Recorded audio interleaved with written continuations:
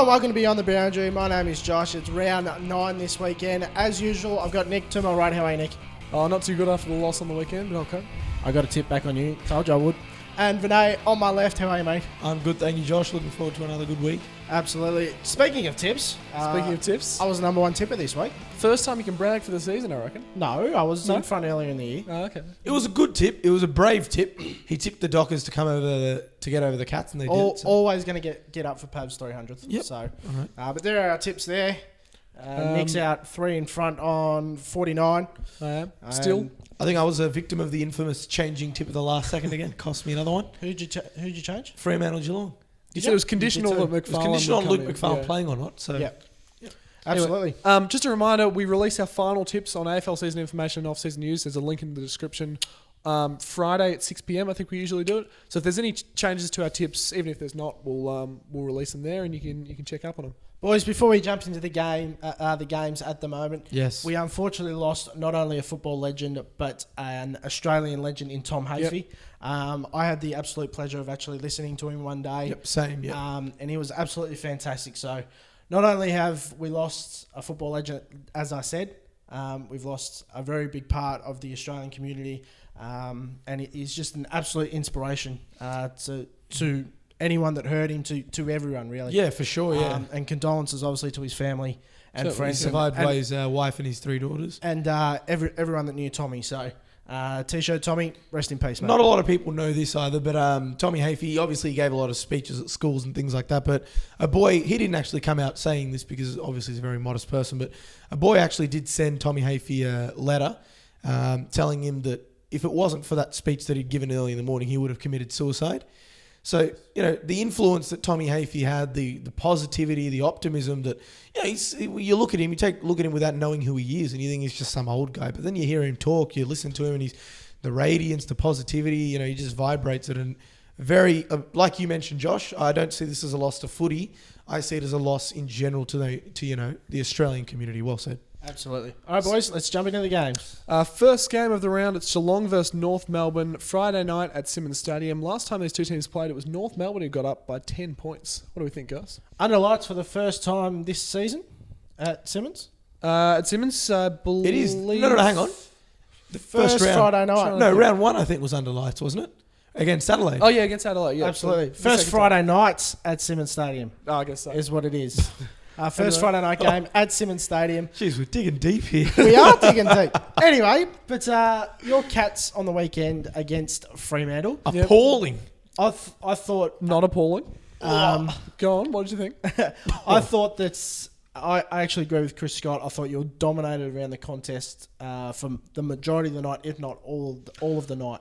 I really thought you struggled to get it forward. Yep. And when you did, you didn't convert. And when you give Fremantle a 5-goal head start, well, it's never going to be easy. Well, that's what I was going to touch on. The 5-goal head start really set the scene for the night. Obviously, a 30-point lead at quarter time is never ideal, and it was always going to be hard to get back from there. I think we actually fought our way into the game quite well, especially in the second half after that point. But obviously the damage was done. And, as you could see from the scoreline never really changed from that 30-point margin.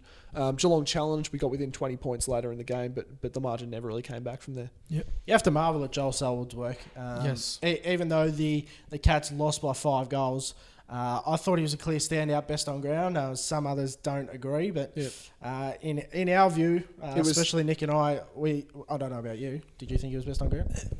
The best on the entire ground? Yes. Oh, I don't know about that. No, probably not. 3 votes, definitely. No, I don't think he'd get the 3 No, votes. it was the complete game from Joel Selwood. I probably go either Mundy or Nathan Fife. Okay. Or maybe, no, I won't say Ballantyne, but definitely Mundy or Fife. Okay. Fife again had 5 marks, 2 were contested, a bucket of contested possessions, kicked a goal as well very early in the piece. He did what he did usually, was everywhere, a lot of inside 50s as well, so... Yeah. But anyway, Joel Selwood did have a very, very good game. He did. And one thing I wanted to pin... I know Josh and me are going to be climbing over each other to pick out problems with Geelong's game, but one thing I did want to mention was that... It's going to be fun, isn't it? It is usually very fun, Josh. It is. The one thing I saw was their decision-making. And generally, Geelong's decision-making coming out of that back half is something you envy. It's something you watch and you think, wow, You know, I wish my side could do that. But in this game, it was something you just wanted to turn away from. There were numerous times when it would come out of the back half, the Cats would go through their, favourite corridor, through the centre and then out into the wings. It just didn't work. Time and time again, they were going out to the wing. Fremantle player running off the flank, intercept mark, bang, he's gone. I thought Fremantle's pressure was extremely good. Extremely good. Their forward pressure especially, we saw some great Ballantyne tackles up forward, which Geelong just really struggled The with. pressure was very good, but I thought that there were times when Geelong failed to hit targets. Unpressured kicks were not hitting the target.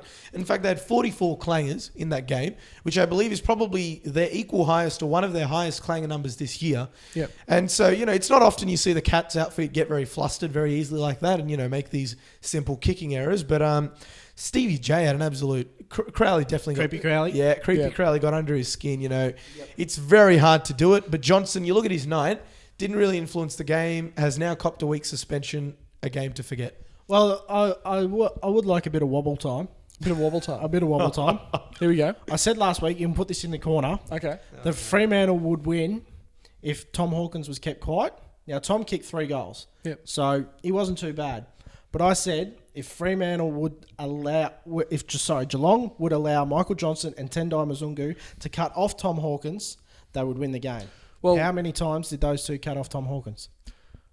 Quite a bit. Quite a bit. He did end up with 3 goals. It's not a quiet game, but he's been in some quite good form coming in. He could have had a bigger impact on the game than what he did. One player, Vinay mentioned we struggled out of the back half. One player is very good out of the back half.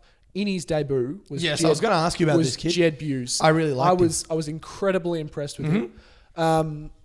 Jed Buse, He's tall, he's strong, he's composed, he's good on either foot. He takes on his opponents. This is his first AFL game. His decision making was there. His decision, it was exceptional. Yeah. He was almost a standout for that Geelong side. For sure. I think he'd be in our best 3 or 4 players in the night. I was very, very impressed with him. He had 15 disposals, but his tackling was great. He had quite a few clearances. He had inside 50s. He had rebound 50s. Very, very impressed by him. He was very good. And the reason the decision making stood out is because Geelong's decision making was so poor on the night. Yep. So when you've got this kid, there were some seriously good pieces of play where, the look away handballs, he knew exactly where his teammate was. And I remember speaking to you a few, I think, weeks back, and I asked you about Jed Buse, and you didn't rate him that highly. You said, well, he's a bit of an unknown. Yeah. He's played a lot of VFL over the last couple of years. He's had some injury worries, but as far as rebounding defenders go, we've got quite a few coming through that are very highly rated. Thurlow, Kolodashny, and Kolodjasny. I always get it wrong. And Jed Buse has sort of been at the back of the pile, but I would be staggered if he's not in the side this week. Yep. Boys, there's another side in this game, and that is North Melbourne. They took it up to the Brisbane Lions and absolutely pummeled them from one. Finally got a North Melbourne tip correct. You did, well done. I'll tell you what, if Brisbane had beaten North Melbourne, watch out, North Melbourne. No, I tell you what, watch out, everyone playing Brisbane. But North Melbourne were very good, despite Brisbane losing arguably 2 of their best players in Tom Rockcliffe and Joel Patfull before the game. But Brent Harvey, I will admit, I haven't been his biggest fan in previous years. Yep. But I'm starting to warm to him. Obviously, he's a champion footballer. Oh, yeah. He's a champion footballer. 370 games. I just think there's a couple of attributes of his game that he could maybe do a bit better for a guy of his stature. Would one of these be running both ways? That one of them would be, yes. But he was absolutely sensational. 39 touches, 2 goals. Yep. Absolutely magnificent. Best on ground.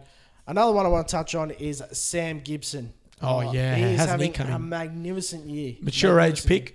From Box Hill? Yes, I think so. Definitely from Victoria, anyway. He's been very, very good. In his debut year, I think it was 2 years ago, 2012. I think so. He hasn't missed a game since. Yeah. He's been absolutely, he hasn't missed a beat. He started off as a half-back player, and now he's actually getting a lot of that uncontested ball, playing as an outside midfielder. And, North, they looked much better. Lindsay Thomas got in on the action. Aaron Black looked solid. Scott Thompson had another extremely good game. Brisbane, on the other hand, we'll get into Brisbane later, but I think North, they got Brisbane when they were weaker than they usually are. He stopped himself. He lost himself. I was just about to launch into a tirade there on that red. Would have been the second time he got sidetracked in the Actually, we won't talk about him because they got the bye this week, so we won't. Yeah. But anyway, so North, Andrew Swallow came back. He was subbed off at, I think, 3/4 time. Okay. But he definitely had a very good impact. He had 18 disposals, a couple of tackles. He looked to be fit. Obviously, the subbing out is probably a fitness, precautionary Well, measure. 18 disposals is more than what you can expect from a player coming back from a major injury For sure. like he's And gone 3/4 through, as well, so he probably would have got over 20. I think that would have been happy with any kind of performance from him on the night. Yeah, to be you're honest, right. Yeah. Absolutely. Nick Del Santo as well. Excellent. He's taken that kind of step similar to what Brendan Goddard did at Essendon. Essendon, yeah. Essendon got the ball. I had to throw him there somewhere. He's kind of taken that step, changing clubs. He's had a real impact on North Melbourne. He looks like he's back to that best form, best career form. He does. He's winning the ball. He's using it well. He's getting into space. He's bringing his teammates into the play. I think he's been absolutely super this year, and I'll go as far as to say he'd be in my All-Australian side at the moment. Oh, interesting. Where? Probably on the bench, but he'd be in the side. All right, yep. Fair call. All right.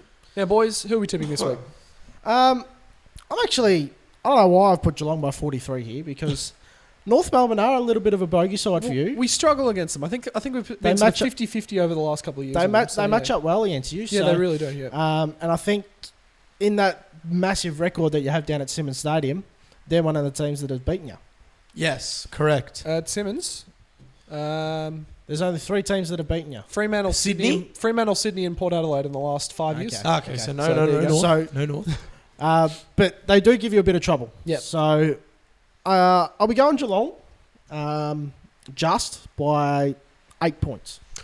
Well, as you said, Simmons Stadium, we've got an incredible record down there. North Melbourne, we have struggled against at times, but I think we'll be too strong this week. Stokes will be coming back in. That'll make up almost for the loss of Johnson. I think Geelong by 29 points. I have no idea, boys, to be honest. No idea. I have no idea what to expect. To be honest, my gut tells me obviously Geelong. I can't see them losing another one. Yep. They're a very competitive side, full of competitive animals that don't like to lose more than one on the trot. But I have no idea what to expect from this North Melbourne side. They have beaten Sydney in Sydney. They've beaten Fremantle in Perth. They almost seem Port Adelaide as well. Port Adelaide, they almost seem to play better against the top sides than they do against giant killers. The Rebels. Yeah, they literally are the Rebels. giant killers. And they actually like playing away. Their record this year away has been better than it has been at home. Yep. So I have no idea what to expect. I'm going to tip Geelong by about 15 just because I feel like I have to. But, I have no idea what's going to happen at Simmons. No clue. Fair enough. There we go. GWS versus Richmond. Speaking of not knowing what's going to happen, Saturday afternoon. Saturday afternoon at Spotless Stadium. Last time these two teams played, it was Richmond by 121 points. Gee whiz. Spotless. Spotless.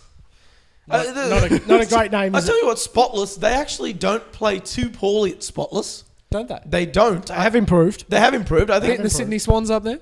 they played Port Adelaide at Star Track, I believe. Yep. Same state, though, I'm guessing. They were No. both in Canberra, aren't they? No. They're not. No. Where's Star Track? Star Trek's in Canberra. Where's... Spotless Sydney. Oh, so this... Okay, all right then. Lakshman's got no idea. Lakshman's geography isn't the Well- greatest, ladies and gentlemen. Let it go, boys. Star Track, they only lost to Port by 40. And I know that sounds silly of me to say that. Oh, they got within 20 points late. Yeah, in the game, they so were, they were yeah. close for most of the game before Port turned on their last quarter shenanigans and went nuts. So, I don't know. Richmond, they're not filling me with confidence. I know I was sitting in this chair last week and I said they must beat Melbourne. And out of the panel, I was the only one that said they will definitely win. But I don't know anymore. Do we think there might be a job vacancy at Punt Road? I think there will. Dimmer Hardwick.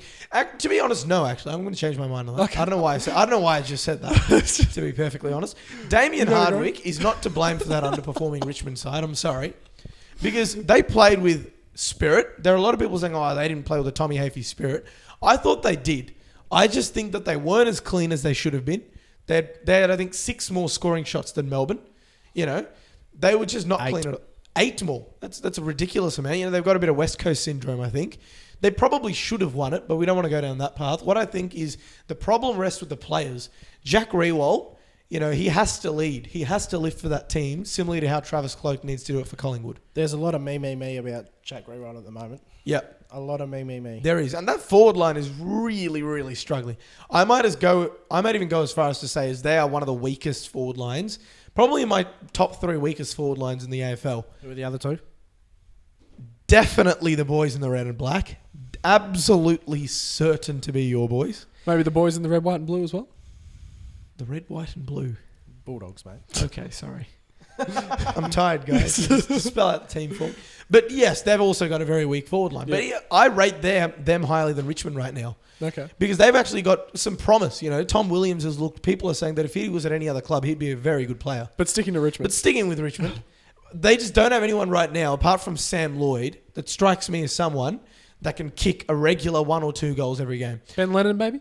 Ben Lennon, perhaps. But you've got Played to one keep in mind he's a kid. Kicked 2 He goals in also that came one on game. when everyone else was tired. Yeah. You know, so you got to keep those kinds of things. Shane Edwards, all right, I'll concede that he's a relatively consistent performer. Have you got the right Edwards this week? Yes, I have. He's definitely Shane Edwards. Jack Rewalt's, I don't know what's going on with Tyrone Vickery. Sean Hampson went down very early, so he couldn't even play as a pinch hitting forward role. They've got all sorts of problems. They need to work that out. GWS certainly do not have a forward problem. They've got that big monster Jeremy Cameron sitting down there. They've got who I deem to be a gun, Devon Smith, down there. They've got all their midfielders that can kick goals. General Patton heads down there every now and then. They are in some serious danger, Richmond, this week. Who are we tipping, guys? Vinay's just taken over that whole game. I'm Vinay Lakshman. This is the GWS Richmond report. Yes. Before we give our tips, Brett Delidio, 200 games. Yep. Well done, Brett. One of the quickest to reach 200 games. Basher Hooley as well will play game 100 after coming over from Essendon. Oh, wow. I think you wrapped it up pretty well, mate, to be honest. Thank you. You covered everything that I wanted to say anyway. Stole all my points and everything like that. GWS should get Jeremy Cameron and Shane Mumford back. Oh. So I'm not overly confident in tipping Richmond, to be honest. Got to hurt. They're not playing the greatest. I'll be tipping Richmond by 11. Tell you what, I will be tipping Richmond. I had him by 22. I think I'm going to make that a little bit lower. Maybe 8 points. Might be a bit of a close one up there. You tempted, are you? He's always I'm going tempted. to tip GWS. Oh, no! Yes. Yep. I'm going to do Dun, it. dun, dun. I'm tipping the Mighty Giants. I think they'll get the job done, to be honest. Jeez. One thing that we'll notice from footy nowadays, what we touched on, is that clubs are getting off to enormous starts and then the other club is struggling to get back. Okay, we saw that with Geelong Fremantle. We've seen that on numerous. Okay, we saw that with Adelaide Collingwood. When clubs get off to a fiery start, or at least one quarter where they just get away from you, it's very difficult. In GWS, I have them bookmarked as fast starters. Almost every club they've played this year, they've gotten off to a very good start and then been pegged back. I don't think Richmond can peg them back. I don't think they have what it takes at the moment. They're travelling. GWS have had a week off, to get, soothe themselves and reiterate what they need to do. Mumford is a huge inclusion. He's massive. Literally, I'm talking size, but also as a leader, he means a lot to that club. And quite frankly, who was it that went down? David Asprey. Yes, David Asprey. He's the number one defender. If he can't hold Cameron, if he's not playing, I don't know who's going to go to Cameron. Probably Rance, but Rance, Chaplin. Yeah, look, I don't rate them very highly. I rate Rance highly, but I don't rate Chaplin. I do not rate Chaplin. I'm sorry, but Rance, can he cope with the high agility of Jeremy Cameron? Is something that remains to be seen. But GWS by 10 tipping? points. Thank you. Points, there we go. We got there eventually. We got there in the end. Collingwood versus West Coast. It's Saturday afternoon. at the Here we go, MCG. boys. Last Josh. time those two teams Josh. played, it was Collingwood by 62 points. Now, Vinay. 11. Josh Kennedy. How many goals was it? 11, boys. That is the special number. Ding. I want that to just come up over here. How many 11. behinds did he kick with those 11 goals? None. Absolute zilch. Now, Josh here tells me they have a goal accuracy problem. Let me just pull... No, hang on. Before, I want to get through Josh, because he has been copying some of the worst... I don't care if you think it's against GWS. This is a feat, 11 straight, that will not be repeated by any forward for a while. I can tell you that. Want to put money on that? Okay. Could be for several The years. next time that a forward kicks 10 goals or more straight... Without a behind. Yep. Without a behind at all, without any kicks out on the full, that counts as well. Yep. He had 0 clangers. Keep that in mind. He did not put anything out on the full. It will be a very, very long time. I can guarantee you that. He was absolutely brilliant. This is why, these are the stats I want you to consider. They weren't easy goals. Of the 11 boys, 8 were from outside 50. That's 40. Outside 40. Yeah. Outside 40, sorry. Yeah. Outside 40. Think about that for a second. That's ridiculous. Outside That's 40. Quite a few were outside 50 Yes, as well. 3 of them I think were outside 50. 8 of them were outside 40. 15 score involvements. So not only did he kick 11, but he also had 4 score assists. So that could have been 4 more that he might have kicked. He was absolutely brilliant. He looked to be back to his normal sort of kicking. He's gotten rid of the stutter, but that does not seem to bother him one bit, to be honest. He is as natural looking as he has ever been. To put this in perspective, coming into that game, West Coast were the single least accurate goal kicking side in the entire competition. Yes. And by quite a bit too. Yes, correct. Coming into that game, and then he has kicked 11 goals straight without a single miss from outside, 8 shots from outside 40 without missing the target once. I said to Josh, and he disagreed, that they have completely turned around this problem. They've identified it as and Vinay identified it quite a few weeks ago as the single biggest problem for several losses. It is. They've identified it. They've worked on it. There's no way they hadn't spent that entire week trying to nail this. I can guarantee you they have, because I've been following their training schedules and coaches' reports. And I just everything. think the fact that Josh Kennedy's come out with such a crazy, the complete other way to that issue is just testament to that. I think they've just completely solved that problem. Well, Adam Simpson said it's a mental issue. He said the problem's here, not down there on your feet. It's not an ability problem. It's a mental issue. And, you know, they've now seen their key forward kick 11 straight. If you're as a teammate, if that doesn't tell you, it's not that hard to find the big sticks when you get the chance. Yeah. Nothing else does. And during the third quarter, looking through the goal kicking tally, it was, 4 straight, 3-1, Oh, for sure, 2 yeah. straight, Lacroix 2 had straight, fun, 1 straight. Yeah. So, it was very impressive. Look, so I don't want to dwell too much on West Coast, but that's the main point I wanted to make, is that after weeks of going 7-15, 1-8 and 1-8, they've come out with 38. In final quarters, that was with 1-8, yep. And then 38. 30 goals, 8 behinds. That is just an unbelievable display of goal kicking. Regardless of who it is, regardless of where it is, if it was that easy, any decent, half-decent club playing GWS at their home ground would be able to do that. Yep. That's my logic, which no other club has done so far. So, looking at Collingwood, Josh. Hang on. Can I have my right All reply? right. Yep, go ahead. Right or reply? Go ahead. I do want to hear this. Yes, absolutely. It's a feat that is very rarely done before. Correct. It was a great effort to kick that accurate. Guess when the last time that was done? That more than 10 goals straight being kicked with no behind. Mark Lacroix. No. He's a fisherman. A fisherman. He likes to fish. He owns greyhounds as well. He's one of the greatest forwards of all time, if not the. Plugger. Correct. Okay. He kicked 14 straight. You're getting too close to me. Move over. How long ago was that, Vinay? That was in 1976, I believe. He didn't play back then. 1996. I might have subtracted 20 years to give it some more. Anyway, my right of play is, yes, it's a magnificent effort to kick 11 straight, no behinds, no out in the full, everything like that. Yep. Kick 30 goals, 8 is absolutely magnificent as well. But it is against a weakened opponent. Correct. But did every side in the competition No, do that to hang on. GWS? Let me finish. Okay. Let me finish. When you get on top of a side that quickly, like the West Coast Eagles did early in the first quarter, the opposition tends to drop their head. The pressure drops off. It is a lot easier to kick a goal under no pressure than it is with perceived pressure. You go to training and you'll see that happen 9 times out of 10. You will see players kick goals 9 times out of 10 from absolutely anywhere. However, if you've got a crowd around you and 80,000 screaming fans and you got 10 or so different players, opposition players around you in a close game, I can guarantee you that the West Coast Eagles would not have kicked 30 goals 8.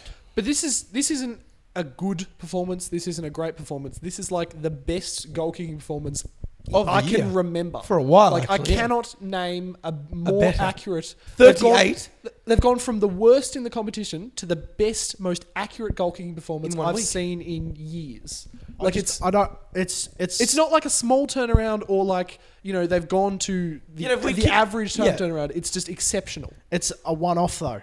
I don't think again. it is. Well, it is. Well, I don't think it is. Because they've kicked 7-15, they've kicked what else? I understand. I take your point. Look, I take both your points. I think what Nick is saying is that the enormousness of the performance overrides the fact that it was only just the one game. And the fact that coming into it, they've been so bad and quite And the obviously media's hammered this them is and- something they have been working at. That's what I'm saying. But the It's fact a that- one-off at the moment. You've got to come in and do it against Collingwood as well. But that's All what right, I'm saying. well, yeah, we'll I'm see. saying they will do that. I reckon they will as well. I don't We'll wait reckon and they see. will. It won't be 30 I don't reckon goals. they will. You don't reckon? All right, It we'll won't be go to 30 Collingwood goals then. 8, but I don't think we'll see 1 goal 8 in a final term ever again this season from the West Coast. Yep, I'd agree with that, Nick. Now, looking at Collingwood, Josh, Yes. they are by no means just complete favourites to win this game. a lot of people might think they are, but Collingwood were complete favourites to beat Adelaide. Yep. And they lost to a team that had just lost to Melbourne. It's 8th versus 9th this week. They're in similar kinds of form. Yes. Relatively unpredictable. Collingwood's obviously been the better side throughout the year for sure. Collingwood at the moment is probably the better side as well. They look to be working better. But one thing you must look at right now is West Coast's forward line is dominating. Collingwood's forward line is struggling. And there is no doubt about that. Jesse White has been a godsend. If he was not in that forward line, and given the form Travis Cloke's in, it boggles the mind to think how Collingwood would get their goals without, at least one big, tall marking forward kicking some goals.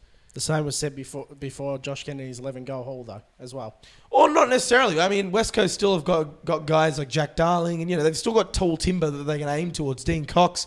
But Collingwood, apart from Trav Cloke and Jesse White, they haven't really got any established forwards, tall forwards that they can aim for. No, they haven't, but... The knack about Collingwood is that they kick their goals to their smalls. They find a way. And midfielders. They find a way. Swan, Pendlebury, Beams, Elliott. Who else can you throw in? Look. All their Lamumba midfielders. chips in every now and then. Exactly. Yeah. All their midfielders kick goals. Yes. And so do their small forwards. Correct. So when their tall forwards aren't firing, the small forwards pick up the flack. Yep. As I said, Jamie Aylett's had a terrific year. He had a bit of a down week last week against Adelaide. But... He's been very good this year. Correct. And you could throw Dane Swan there playing permanently forward. He'd kick you 4 goals. He could. So, I think Collingwood's forward line is struggling a little bit. However, it's not the be-all, end-all. Yep. What would you put their loss on the weekend down to against Adelaide? Adelaide were more hungry. It's up to Adelaide. It wasn't Collingwood. I don't think enough credit's gone to Adelaide here. Yeah, I think technically Adelaide were absolutely excellent, magnificent. but technically speaking, I think Collingwood missed the mark too often. They had Geelong, the same problems Geelong did. They were nowhere near as clean enough as we see Collingwood be. If you watch a replay of that game and you look at the amount of turnovers that Collingwood caused just due to poor kicking or poor handballing, you will see exactly what I mean. Adelaide were excellent to punish them, but Collingwood, one wonders if they'd played at their proper clean self. Regardless of how much Adelaide wanted it, I would have still backed Collingwood just because they're a classier side. And one thinks it can't be... It seems similar in this situation. West Coast really want this. Nick Nat knew he's probably more or less locked away the contract. He came out today saying that Adam Simpson's big focus has been on knocking off a big side. Not on getting the wins against these, the smaller sides, but against one of the big heavyweights. So they'll want it. They almost did it the last time. They were at the MCG. If you cast your mind back to 2012. Was that the last time they played at the MCG? You lost by 62 points last year. That was... I reckon we commentated that one, Vinay. We did. We did actually. No, I'm talking about the one time before that. Sorry. You lost in the semi-final. Yes. No. It was... Okay, I'm looking way back now, I think. But there was a time, once upon a time, where West Coast came... Collingwood were on the bottom of the ladder. Yeah, look, you've lost me. But and they beat you when you were on what I'm going to say here is that this game is going to be won, to me, in the forward line. Okay? That's what I'm going to say, honestly. I think West Coast, they get plenty of delivery inside 50. They're one of the best inside 50 sides in the league. They're better than Collingwood at inside 50s. So clearly they get more opportunity down there, and they're one of the most punishing from turnovers. Shannon Hearn is back, and his structure off half back has been brilliant. He was almost best on ground, leading disposal getter against GWS. He's going to be a hard man to stop. Collingwood have it all to do, boys. Who are we tipping? I give West Coast a big chance here. I am leaning towards Collingwood. I think I'll go with Collingwood by 5 points. But West Coast, as I said, we've had this huge issue which we've identified, and to see them turn it around so dramatically, I think they might have fixed that problem. Yep. And because of that, I actually think we might see West Coast play finals. I actually think I was that impressed that if they can even give a shadow of that kind of performance going forward, I think they will play finals. Yep. But it will be Collingwood by 5 points, I reckon. Yep, no worries. I can't have any confidence in West Coast playing finals with the teams they've beaten. They've got to beat a big side. Yep. So if they do it this week? Not necessarily. But will you have a little It'll take more a big confidence? step. But will you have a big step forward in confidence? Yes. Okay. But Bulldogs, St Kilda, Melbourne, and GWS. Yep. Not the greatest. No disrespect to those teams, but not the greatest teams going around. Yep.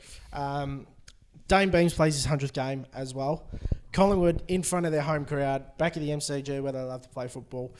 I think they'll bounce back pretty hard this week, and I think it might be upwards of 9-10 goals. 9-10 go. All right, fair call. All right. Yeah, I'm gonna very reluctantly tip Collingwood. Only because the same reasons Nick said. I think we're a huge chance, but at home, Beams is 100th as well. I can see them getting the win. Margin there? Probably 10, 12 points maybe. He's decisive. Match of the round, Port Adelaide versus Hawthorn, Saturday night at Adelaide Oval. I'm looking at the wrong game here.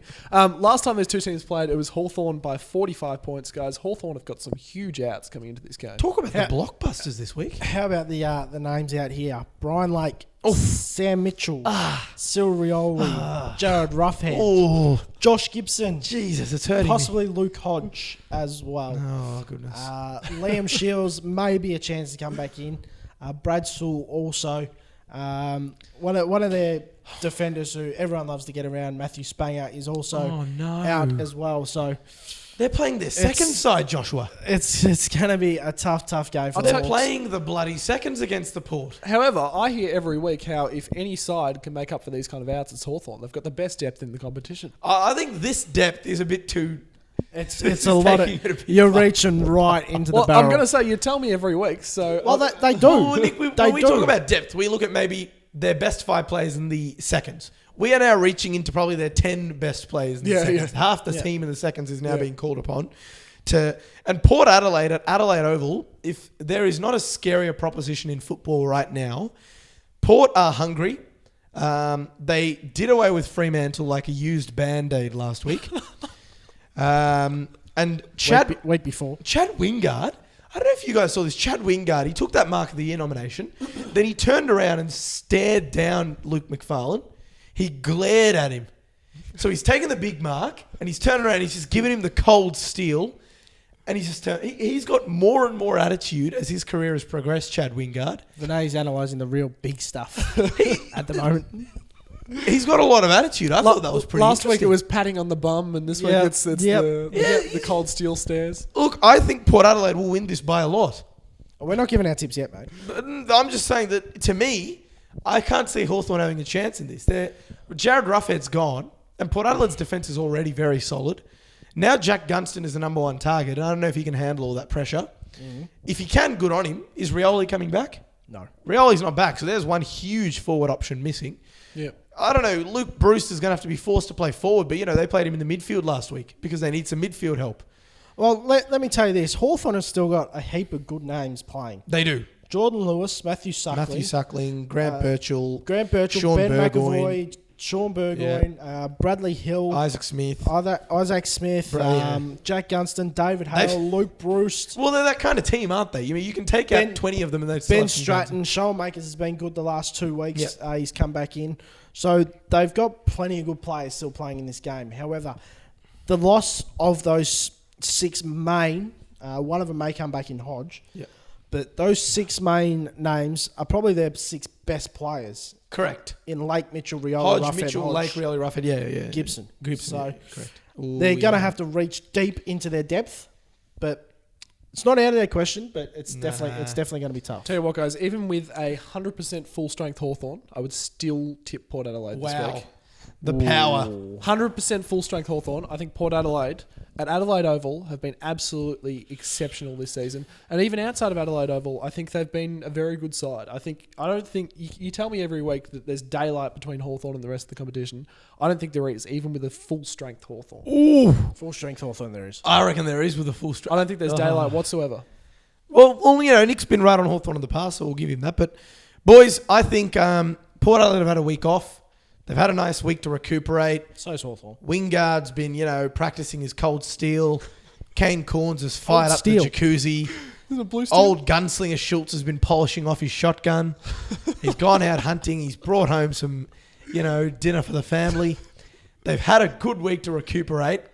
They're going to be coming back. Schultz is going to be salivating. He's going to come out with a bloody apron, Jay Schultz. He's going to be wearing a bloody apron, and he's going to be taking it to Kyle Cheney. Kyle Cheney. Here we go.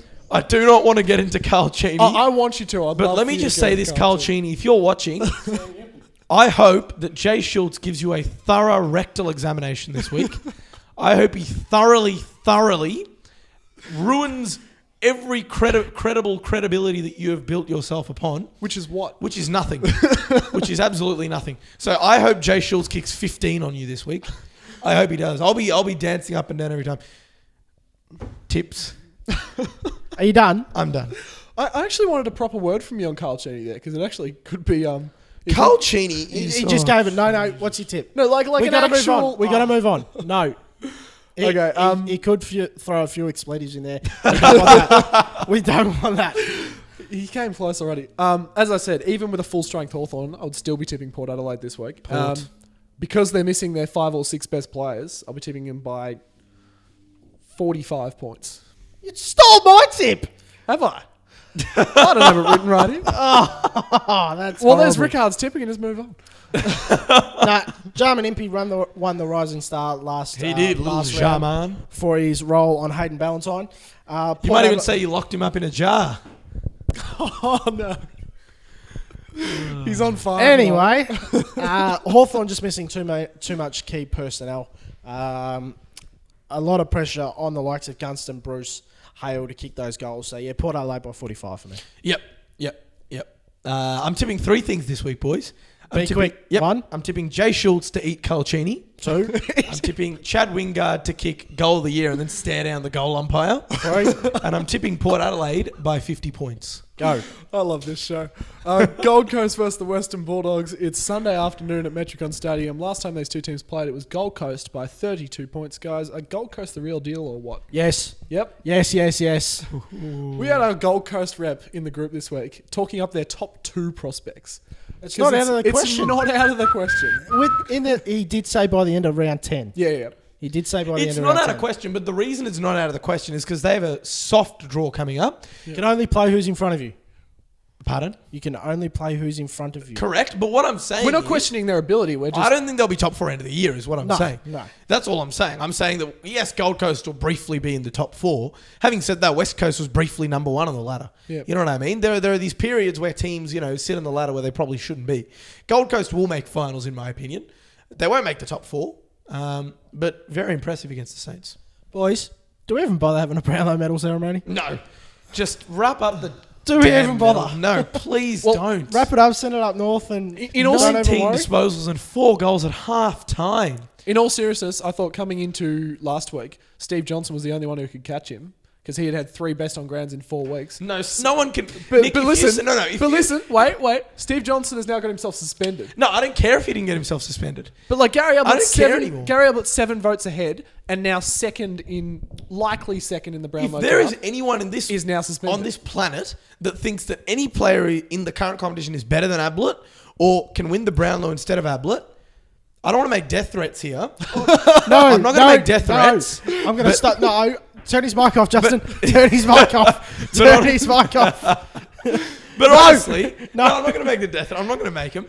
But Gary Ablett is by and above 19 goals and 19 disposals and 4 goals.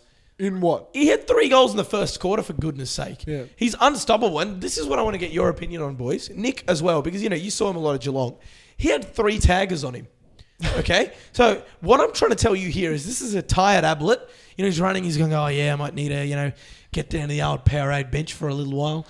And he's got 3 guys on him. 3. All of them are rotating off. Each one of them is fresh, all right? Yeah. How does a man consistently get that much of the ball, Nick, when he's got 3 men rotating off him? 3 fully grown footballers. Answer me that, please. Because he's far and above the best player to ever play the game. Yes.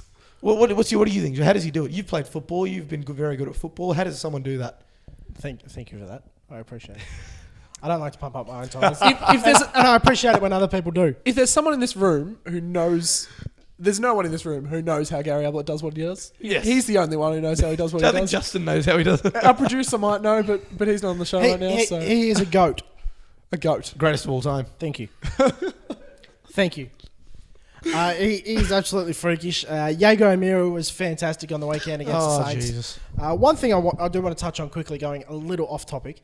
I was reading on Twitter the other day, yesterday, sorry, because I played yesterday, saying you got to feel sorry for Clint Jones. Why? Got Get an closer absolute to him. Bath. Get closer to him. Don't give him so much room. That's how Did you guys see Trent Cotchin tweeted during the week saying, just got home and looked at the stats for Gold Coast v St Kilda. Anyone know if Gary Ablett Jr., how much he charges for a lesson? Well, if you got someone like Trent Cotchin coming in and saying that, it's... I saw one of the highlights of one of his goals on the weekend because I didn't actually catch the Gold Coast and Kilda game. And You're lucky. He went to take his shot and he sort of just did this little half lean to get his leg around the guy about to smother it, and he just does these weird things to just like. This is the Gary Ablett Appreciation Show. Anyway. Well, on the other side, we'll go to the Western Doggies. The Dogs, the Sons of the West, red, white, and blue. The Bulldogs. They'll come out as they're snarling. more commonly known. Bulldogs through and through. All right. Anyway, the Western Bulldogs, they had a week off. The only one who's looked good for them at the moment that I can see, the Bulldogs rep will be very annoyed about this, is Tom Liberatore. I can see Matthew Boyd. He's been tireless. He's a jet, a star. But I cannot see their forward line lifting. Tom Williams was brilliant. I will say that. He went off. He looked to be subbed out. Then he suddenly came back on and kicked 2 goals in quick succession. So, the Bulldogs, they need something right now because they're one of the clubs where you don't know where they're sitting. I thought Ryan Griffin was very, very good against Melbourne. He had 15 tackles. Yeah, that's a lot. 15 tackles. That's ridiculous. Absolutely amazing. Stuart Crammer kicked 4 goals as well. He does like to feast on the smaller bottom sides to Stuart Cram. Speaking from experience. But you can't question his effort on the weekend. Oh, very crucial goals. Two weekends ago. He kicked 4 against Melbourne. He was absolutely fantastic. Yep. Will Minson as well. I think Wilbur. he's starting to get into the form that he had last year. His tap work's far and away the best in the competition. One man I want to ask you about. Best in the competition. One man I want to ask you about linked to that tap work. He's only 22. You know who he is? Do I? Yes, you do. Actually, he's only 21. And he wears the number 21. Oh, Libba. Yep. Yeah. His dad was watching him. Yeah. And he is only 21. But midget that he is. His clearance numbers and tackle numbers are out of this world. He doesn't get over 30 touches or anything like that. How he didn't get in the All-Australian squad last year Yep. is absolutely baffling. Yep. Baffling. Yep. It's that was a joke. Do you think, here's a question, because a lot of people are comparing him to Tony. Do you think Tom could be a future Brownlow medalist? Yes. You think he could? Yes. Okay. Well, there we go. He's certainly showing that kind of form at the moment. Yeah. Absolutely. Yeah. Without a doubt. With the way he plays his football, the clearance works that he gets the ball inside and out. He kicks goals as well.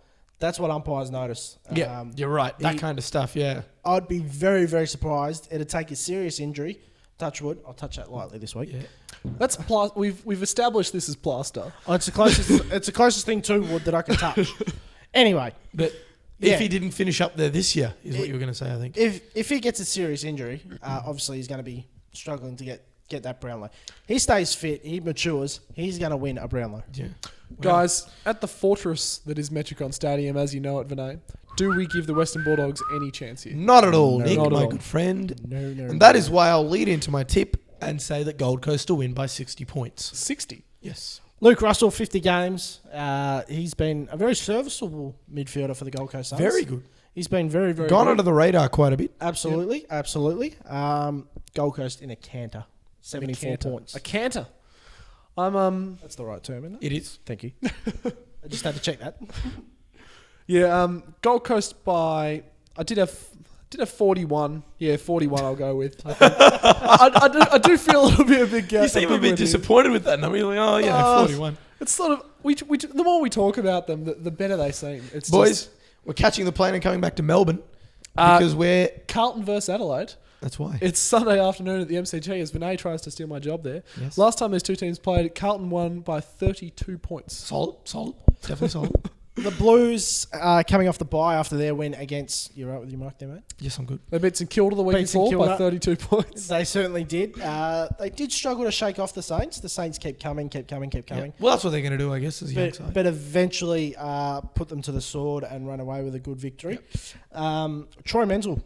Very good player. How was he the sub in the first few weeks of the season? I have no idea why Moldhouse continued to use... Even last year, he was frequently used as a sub. I guess he's that sub kind of player. But what we've got to realise is before he was drafted, he was touted to be a top 10. Yep. Injury He hit went him. 11. Yeah, but injury hit him, and that's why he went 11. Otherwise, he was a cert top 10. He's a star, a very good player. There's a lot of wingard about him, isn't there? There is, A yes. lot of wingard about him. That X factor, that run, that you never know what he's going to pop up and do. Yeah, He's got a very unusual run up towards goal. does he? Yeah, He okay. takes about 50 metres back and walks Yeah, in he- and then runs in. And I guess a lot of players, Bit of Ahmed especially Sah. small forwards and midfielders, they're so used to coming in with that running goal that maybe a set shot, trying to give themselves the sense that they're coming in for a running goal will help them, and take away the sort of pressure of slowing down and sort of worrying about where the man on the mark is. That's what I put that down to. One player who's really impressed me this season, sort of goes under the radar a little, is Dylan Buckley. I thought he's been very impressive. Good call, Nick. Very good call. blind reader. I was about to bring him up. You'll forgive me in comparing him to one of my own here, but Alan Christensen, a premiership player, he reminds me a lot of him.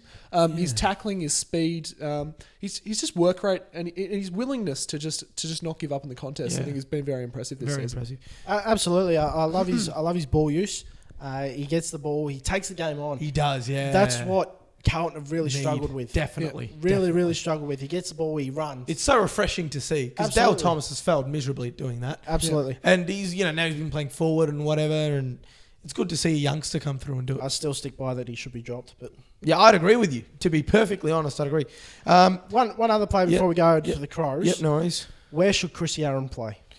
Definitely, he's playing on the wing at the moment, isn't he? Or is he off He's half playing back? everywhere. Playing everywhere. I think what he's doing now is brilliant. Whatever he's playing right now, wherever Malta, because honestly, I don't know where he's been Don't playing. answer my question. I have no idea because I honestly believe that he should play off half back because he's a good kick. He provides plenty of run and carry. It wasn't the first. I think it was a goal of the year nomination last against St Kilda that he churned out. The one where he took off on the wing and just sprinted right through the guts and bombed one home from 50. Yep. That's the Chris Aaron that we're used to seeing. And he sort of went away for a year, and now he seems to be coming back. He's the kind of player you can play him as a small forward, as a winger, as a rebounding defender. Yeah, the reason I don't want him to play as a small forward is because you take away that run from him. Yeah. And you've got Troy Menzel, play him as a small forward. Develop him there, let him, come to straps. Let Chris Aaron, he's getting on in years as well. Get the best out of him. He's getting on in his mid-20s, isn't he? That's not getting on. He's not a young player He's anymore. not young anymore. He's not a spring chicken, Josh. How old is he? He'd be about 26, Let me have a 27. He hasn't got any hair. Keep So I wouldn't going. expect him to. So I think if you play him in the forward pocket, you rob him of his run. Yep. Let him play off half back. Let him use that run. Cade Simpson, I think we can all agree, plays better in the midfield. I'd agree Had there, 38 disposals something last week, didn't he, Josh? Against St Kilda? He was very good. Yeah. 30. 30. Very big I think numbers so. anyway, Nick. So I'm getting there. Certainly had a big impact on the game. yeah, so Just found out Lewis Taylor, NAB Rising Star.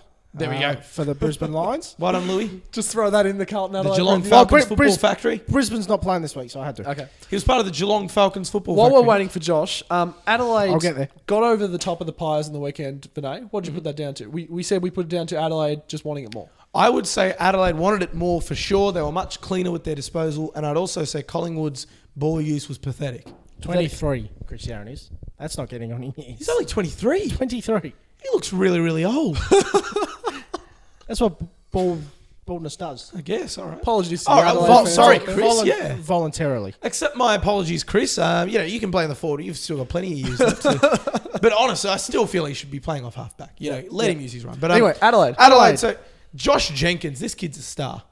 This kid is an out-and-out star. At the start of the another one I want to mention, I thought he was a hack. I'll be honest.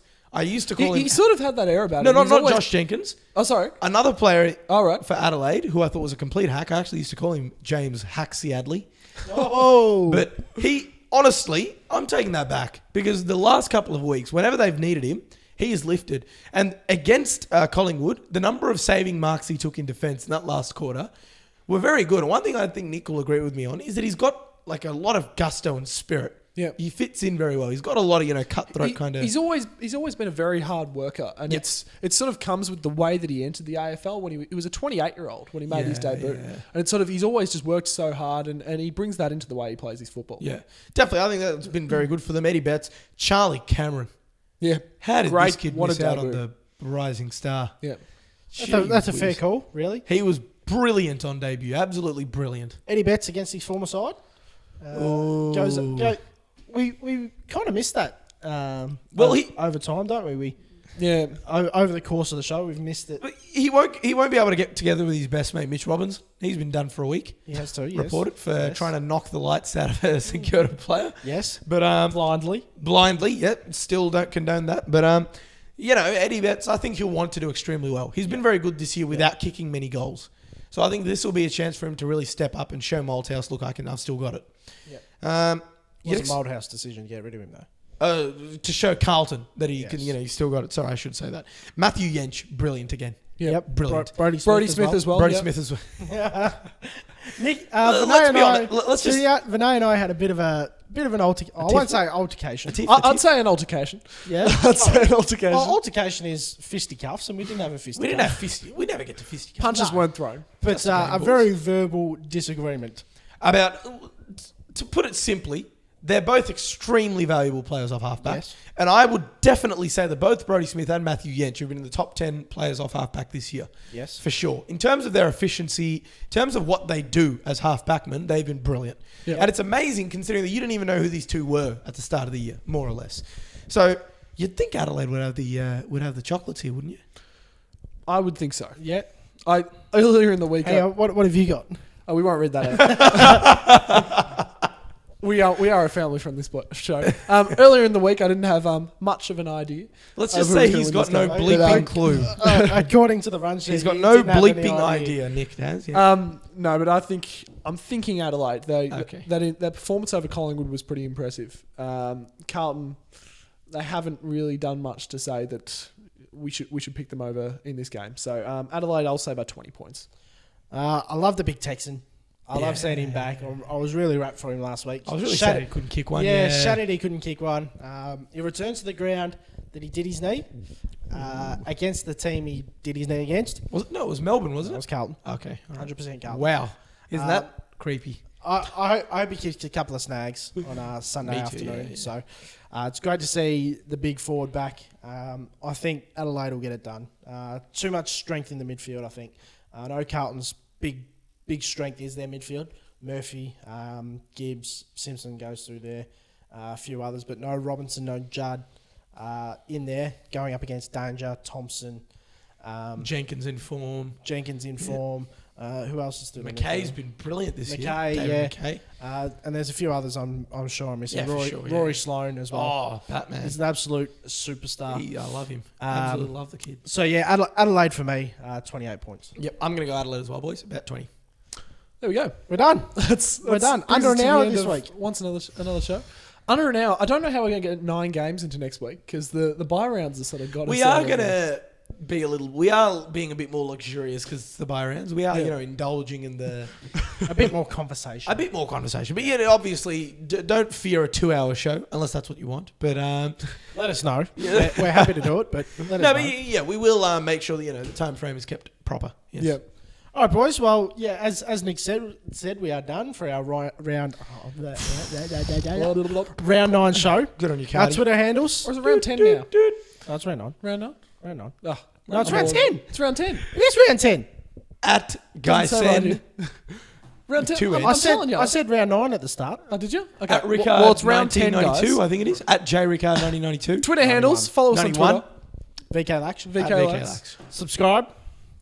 Email inquiries. btbafl@live.com.au. I love just If you press like and comment, Nick will give you $100. So he will.